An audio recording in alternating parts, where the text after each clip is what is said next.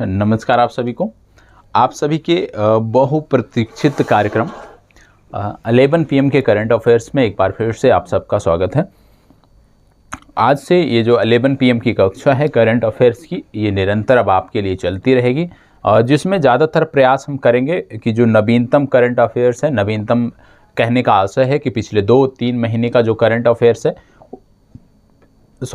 उसको पहले हम कवर करने का प्रयास करेंगे और उसके बाद जो आपके और पुराने करंट अफेयर्स हैं, हालांकि उनकी चर्चा हम प्रारंभिक परीक्षा विशेष के कार्यक्रम में कर रहे हैं, तो उसकी चर्चा यहाँ पे नहीं करनी है। तब तक वहाँ पे ज़्यादातर चीज़ें कवर हो जाएंगी और करंट अफेयर्स में हम परीक्षा में बेहतर किए थे, तो इसमें हमें ज़्यादा परेशान होने की ज़रूरत नहीं है। बस नियमित आप जो है 11 PM की कक्षा से जुड़े रहें। जो लोग पहली बार देख रहे हैं, आपको बता दें कि ये प्रतिदिन की कक्षा होती है, रिकॉर्डेड फॉर्मेट पे होती है। आपका कक्षा पहले से रिकॉर्ड होती है, प्रीमियर लगाया जाता है और उस आधार पर आप इस कक्षा को करते हैं। ठीक है, आज के जो प्रश्न हैं लगभग 10 से 12 प्रश्न हैं और 10 से 12 ये जो प्रश्न हैं, इनमें यदि हम बात करें तो कम से कम आपको 8 से 10 अतिरिक्त फैक्ट भी मिल जाएंगे जो आपकी परीक्षा को और भी बेहतर बनाएंगे, जो आपकी तैयारी को और भी बेहतर बनाएंगे। यहाँ भी आपको पूर्व की भांति, जैसे पूर्व के सेशन में भी आपको होमवर्क दिए जाते थे, इसी तरह से यहाँ भी होमवर्क दिए जाएंगे कुछ जो आपको करना होगा, क्योंकि जब तक आप इन्वॉल्व नहीं होते हैं, आपका इन्वॉल्वमेंट नहीं होता है, तब तक चीज़ें उतनी बेहतर नहीं होती हैं, यह हम सबको पता है। तो आइए चर्चा की शुरुआत करते हैं। यहाँ पे पहला प्रश्न आपके सामने है। बोला जा रहा है, हाल ही में चर्चा में रहे खिलाड़ी रोनाल्डो सिंह का संबंध किस खेल से है? हाल ही में चर्चा में रहे खिलाड़ी रोनाल्डो सिंह का संदर्भ किस खेल से है, ये आपको बताना है। तो यहाँ पे आपको बताना है कि रोनाल्डो सिंह एक खिलाड़ी हैं, इन दिनों ये चर्चा में आए हैं, ये कौन सा खेल खेलते हैं आपको बताना है।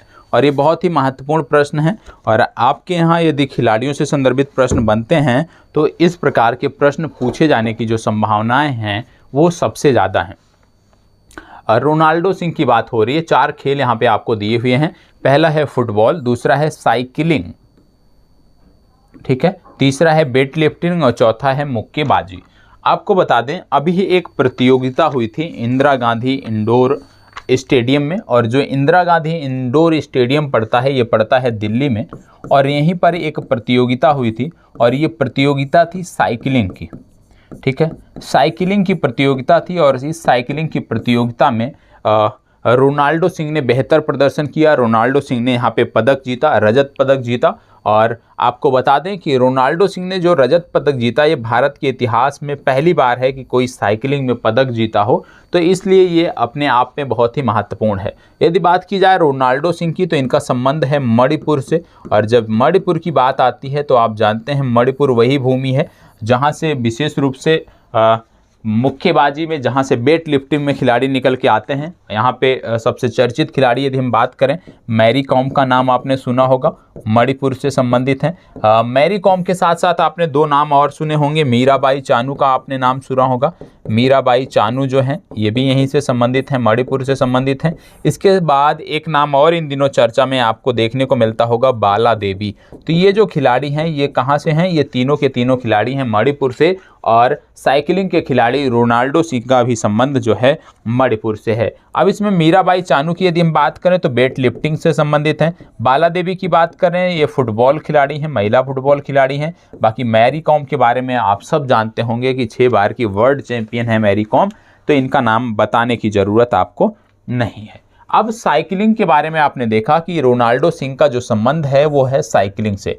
साइकिलिंग के बारे में एक जानकारी और आपको बता दें कि साइकिलिंग की जो सबसे बड़ी प्रतियोगिता होती है, वैश्विक स्तर पर जो सबसे श्रेष्ठ प्रतियोगिता मानी जाती है साइकिलिंग की, उसको बोलते हैं टूर डे फ्रांस।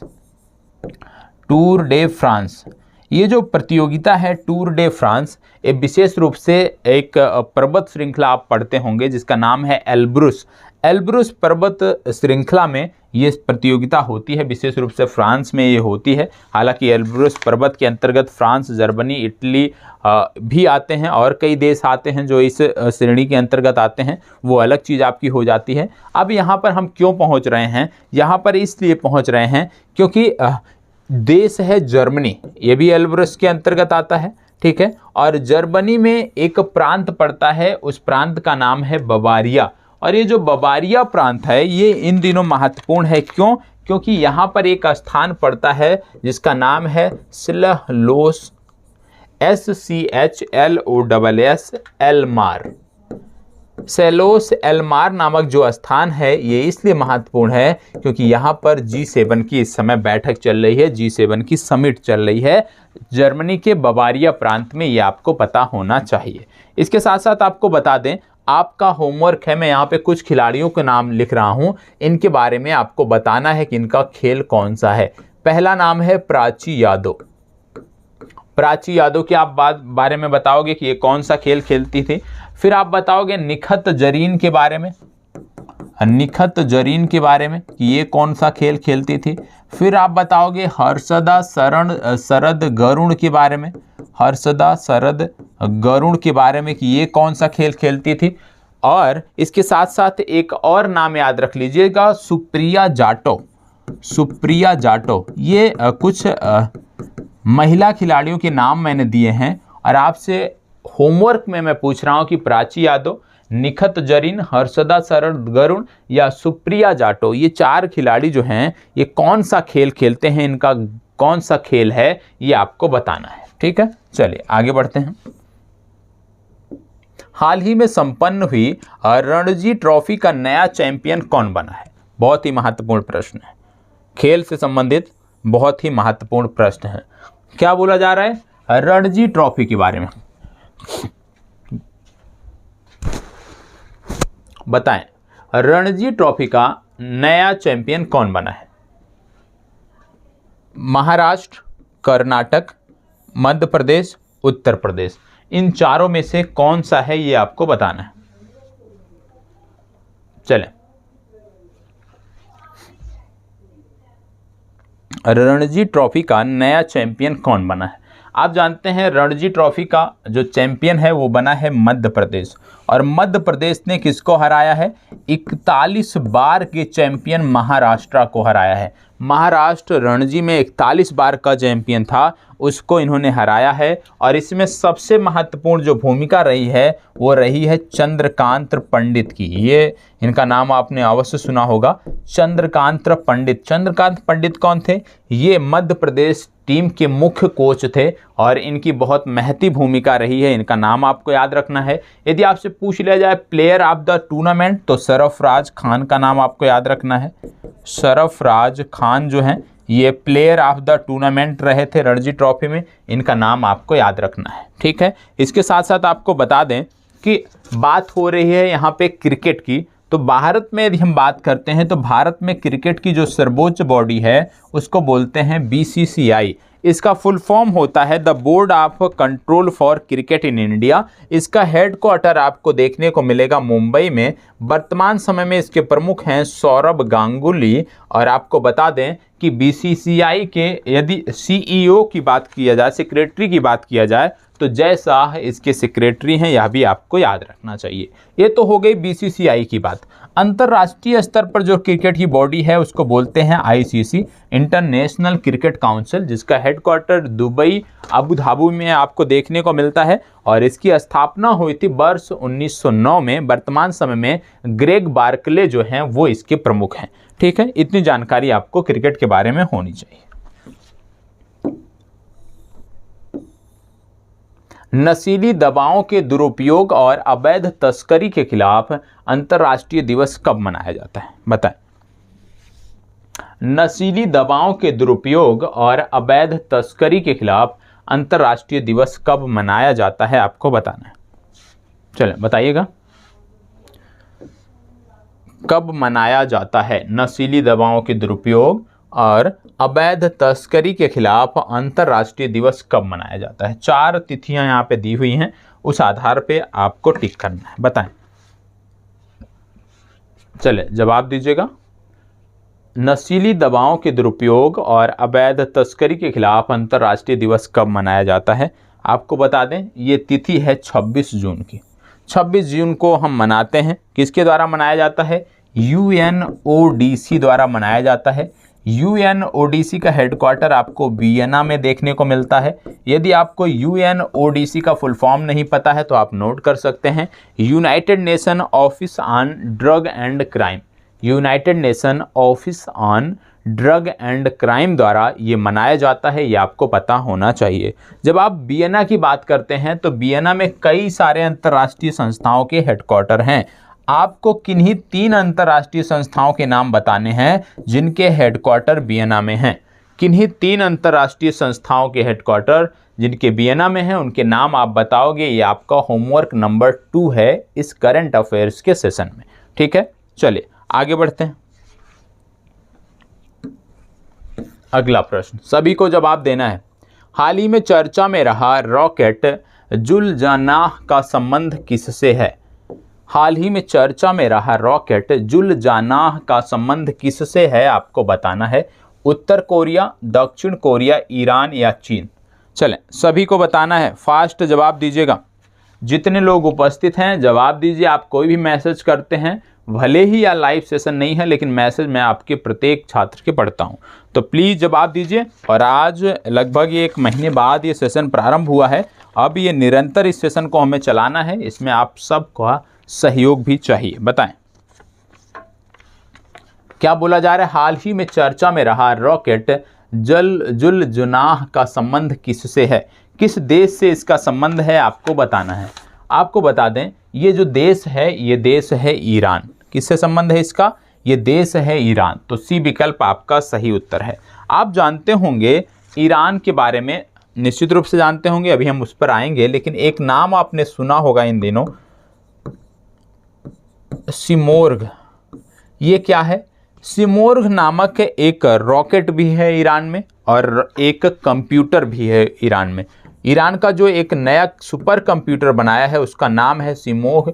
ये नाम आपको पता होना चाहिए। और आपको बता दें, जब बात हो रही है सुपर कंप्यूटर की, तो पिछले दिनों मैंने आपको बताया था कि वर्तमान समय में जो डेटा आया है उस आधार से यदि हम बात करें तो विश्व का सबसे द्रुततम जो सुपर कंप्यूटर है उसका नाम है फ्रंटियर। ठीक है, फ्रंटियर। और इससे पहले कौन सा था? इससे पहले था फुगाकू। ठीक है, फुगाकू।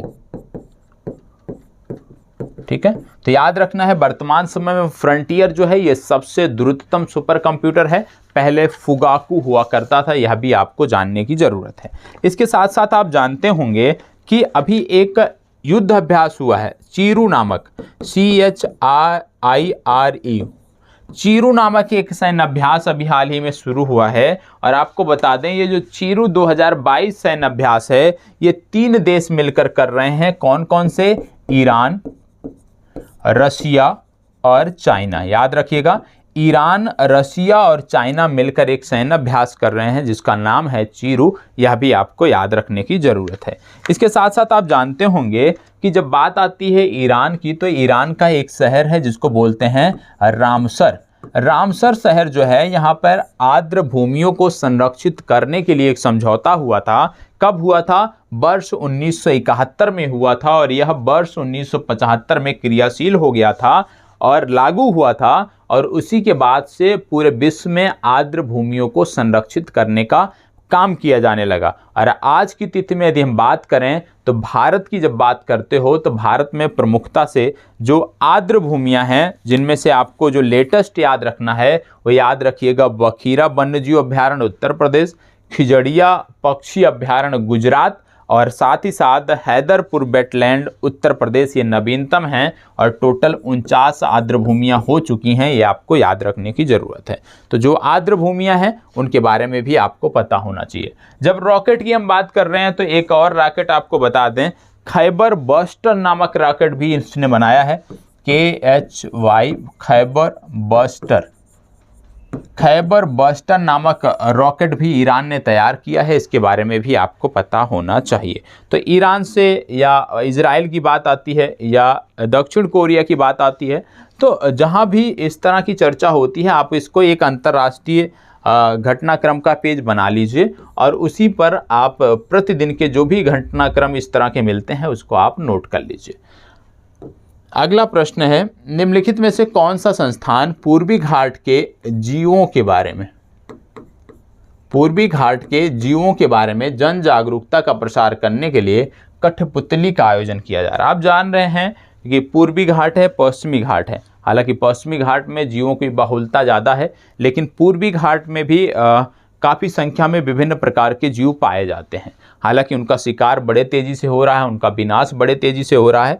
तो उसी को ध्यान में रखते हुए जन जागरूकता के प्रसार के लिए एक संस्था है जो काम कर रही है, वो इनमें से कौन सी है आपको बताना है। आपको बता दें, इसका नाम है एल्बीरा कंजर्वेशन इनिशिएटिव। ठीक है, एल्बीरा कंजर्वेशन इनिशिएटिव के द्वारा ये किया जा रहा है। ये गांव में जाते हैं, शहरी क्षेत्रों में जाते हैं और कठपुतली नृत्य के माध्यम से लोगों को वन्य जीवों की सुरक्षा को लेकर, वन्य जीवों को संरक्षित करने को लेकर ये जागरूक कर रहे हैं। ठीक है, चलिए आगे बढ़ते हैं। हाल ही में चर्चा में रहा मेनार पक्षी गांव किस राज्य से संबंधित है? मेनार पक्षी गांव किस राज्य से संबंधित है? ये चर्चा में क्यों है? क्योंकि ये जो मेनार पक्षी गांव है, इस पूरे गांव को वेटलैंड का दर्जा मिल गया है, इसलिए ये चर्चा में है। और मेनार पक्षी गांव जो है ये उदयपुर में पड़ता है, और उदयपुर इन दिनों पूरे देश में छाया हुआ है, तो इसलिए ये आपके लिए महत्वपूर्ण है। मेनार पक्षी गांव उदयपुर से संबंधित है। अभी हमने पूर्वी घाट की चर्चा की थी, तो आपको पता है पूर्वी घाट की सबसे ऊंची चोटी पहले हुआ करती थी महेंद्रगिरी। महेंद्रगिरी पूर्व में हम सब ने पढ़ा है कि पूर्वी घाट की सबसे ऊंची चोटी हुआ करती थी। लेकिन आज के समय में यदि पूछ लिया जाए कि पूर्वी घाट की सबसे ऊंची चोटी कौन सी है, तो आपको याद रखना है अरमाकोंडा। क्या याद रखना है? अरमाकोंडा। अरमाकोंडा जो है ये पूर्वी घाट की सबसे ऊंची चोटी है और इसी को बोलते हैं जिंदा गाड़ा। तो ये भी याद रखना है, अरमाकोंडा है या जिंदा गाड़ा।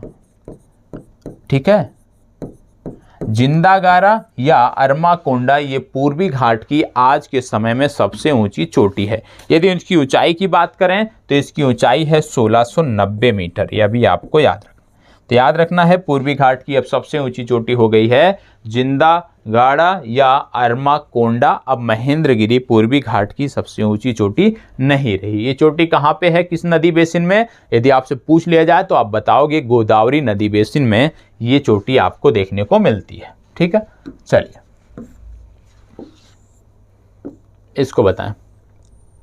हाल ही में किस राज्य सरकार ने हाथियों को दुर्घटना से बचाने के लिए राष्ट्रीय राजमार्ग पर स्वचालित हार्न लगाने का प्रस्ताव रखा है, प्रस्ताव पारित किया है? बताएं, वो कौन सी राज्य सरकार है जिसने हाथियों को दुर्घटना से बचाने के लिए राष्ट्रीय राजमार्ग पर स्वचालित हार्न लगाने का प्रस्ताव किया है? आपको बता दें, जब बात आती है हाथियों की तो भारत के इन विकल्पों में से 3 राज्य ऐसे हैं, केरल, कर्नाटक और झारखंड, जिनका स्टेट एनिमल जो है वो हाथी है, एलिफेंट है। हाथियों की जब आप बात करते हो तो आप जानते हो प्रोजेक्ट एलिफेंट शुरू किया गया था हाथियों को संरक्षित करने के लिए, और प्रोजेक्ट एलिफेंट की जो शुरुआत थी वो 1992 में हुई थी, यह भी आपको पता होना चाहिए।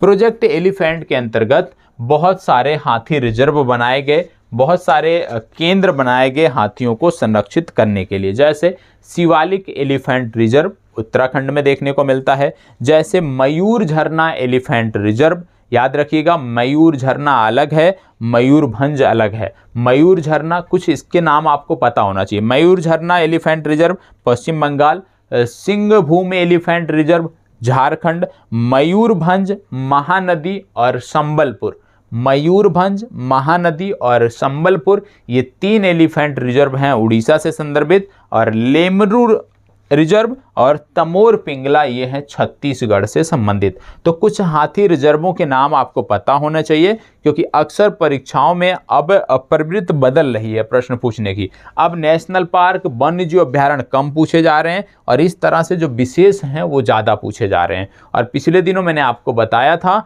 कि पिछले दिनों ना कह के पिछले वर्ष में यदि बोलूं तो ज़्यादा सही होगा कि भारत का पहला हाथी अस्पताल जो खोला गया वो मथुरा के चुरमुरा नामक स्थान पे खोला गया। यह भी फैक्ट है, पता होना चाहिए। भारत का एकमात्र हाथी अस्पताल जो है वो मथुरा में है, चुरमुरा में है, यह भी आपको जानकारी रखनी है। ठीक है। तो यहाँ पे बोला जा रहा है कि कौन सा राज्य है जो स्वचालित हार्न लगा रहा है।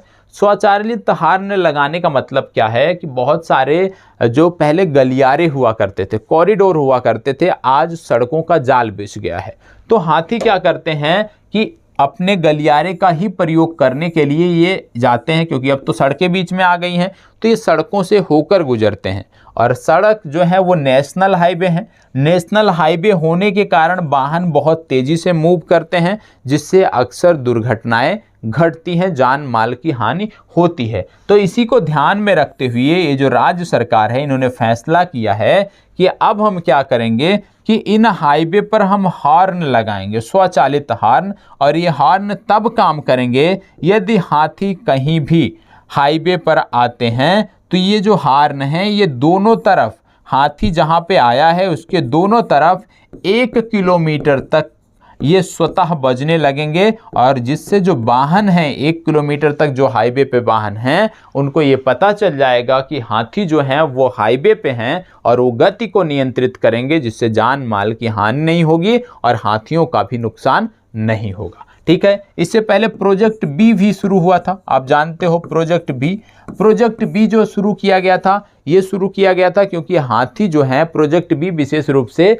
रेलवे ट्रैक से हाथियों को दूर करने के लिए शुरू किया गया था। और प्रोजेक्ट बी क्योंकि हाथी जो है वो मधुमक्खियों से घबराते हैं, तो प्रोजेक्ट बी के अंतर्गत क्या था कि मधुमक्खियों की जो आवाज़ थी वो साउंड रेल की पटरियों पर सेट किए जाते थे, और जब भी ट्रेन को गुजरना होता था वो जो साउंड है वो कुछ समय पहले से ही बजने लगते थे, और जब मधुमक्खियों की आवाज़ आती थी तो उससे हाथी जो है ट्रैक से हट जाते थे, और जो यातायात था, रेल यातायात जो था वो बाधित नहीं होता था। तो हाथियों से संदर्भित आपको जो जानकारी होनी चाहिए निश्चित रूप से देने का प्रयास किया है। उम्मीद करता है इतनी पर्याप्त जानकारी आपको मिली होगी।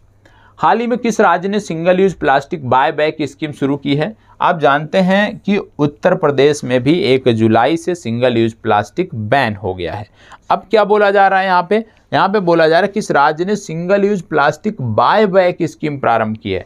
Single use plastic buy back scheme मतलब सिंगल यूज प्लास्टिक लाओ और बदले में कुछ लेके जाओ। तो यहाँ पे क्या दिया जा रहा है? यहाँ पे 75 रुपये दिया जा रहा है। आप सिंगल यूज प्लास्टिक लेके जाओ और 75 रुपये पर केजी के हिसाब से वापस लेके आओ। ठीक है। तो ये शुरू किया है हिमाचल प्रदेश सरकार ने। हिमाचल प्रदेश सरकार ने बोला है कि आप सिंगल यूज प्लास्टिक लाइए, 1 किलो सिंगल यूज प्लास्टिक का हम आपको 75 रुपये देंगे। निश्चित रूप से एक सराहनीय पहल है, क्योंकि इससे पर्यावरण को सुरक्षित स्वच्छ बनाए रखने में मदद होगी। सिंगल यूज प्लास्टिक यदि हम इसी बहाने इकट्ठा करते हैं, इसी बहाने हम सरकार के जो संस्थाएं हैं उनको देते हैं, तो निश्चित रूप से जो पारिस्थितिक तंत्र हमारा है वो मजबूत होगा और एक बेहतर कदम कहा जा सकता है। तो इसको शुरू किया है हिमाचल प्रदेश ने। हाल ही में NIA के प्रमुख के रूप में किसे नियुक्त किया गया है? देखो, 3 संस्थाएं आपके लिए महत्वपूर्ण है। एक हो गया NIA, एक हो गया रॉ और एक हो गया IB। तो तीनों संस्थाओं के बारे में आपको बता दें, रॉ, IB और NIA, तीनों के बारे में आपको पता होना चाहिए। यदि हम NIA की बात करें तो NIA के जो प्रमुख हैं वर्तमान समय में हैं दिनकर गुप्ता। ठीक है। तो NIA के प्रमुख कौन है? दिनकर गुप्ता। यदि आपसे पूछ लिया जाए रॉ के प्रमुख कौन है, तो रॉ के प्रमुख हैं सामंत गोयल। ठीक है, सामंत गोयल हैं रॉ के प्रमुख। यदि आपसे पूछ लिया जाए कि IB के प्रमुख कौन है, तो IB के प्रमुख हैं तपन देका। इनका भी नाम आपको याद रखना है। तो तपन देका IB के, सामंत गोयल रॉ के, और तीसरा नाम दिनकर गुप्ता वो बने हैं NIA के प्रमुख। ठीक है। चलिए, हाल ही में राजस्थान के किस जिले में यूरेनियम के भंडार पाए गए हैं? राजस्थान के किस जिले में हाल ही में यूरेनियम के भंडार पाए गए हैं? आपको बता दें खंडेला तहसील पड़ता है। खंडेला तहसील के रोहिल में ये पाए गए हैं। और ये जिला कौन सा आता है? ये जिला आता है सीकर। तो सीकर जिले में ये पाए गए हैं। बी विकल्प आपका सही उत्तर है। इसको बताइए, राष्ट्रीय सांख्यिकी दिवस कब मनाया जाता है? राष्ट्रीय सांख्यिकी दिवस PC महालनोबिस का जन्मदिवस होता है। इन्हीं के कार्यों और योगदान को हम याद करने के लिए जो है ये दिवस मनाते हैं। प्रत्येक वर्ष 29 जून को हम मनाते हैं इस दिवस को।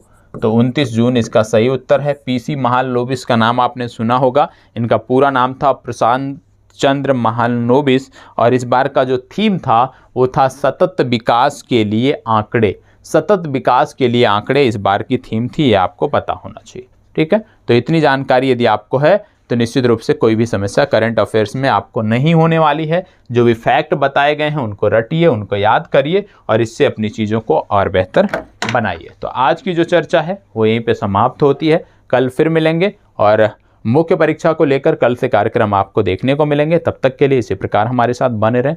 धन्यवाद, बहुत बहुत आभार।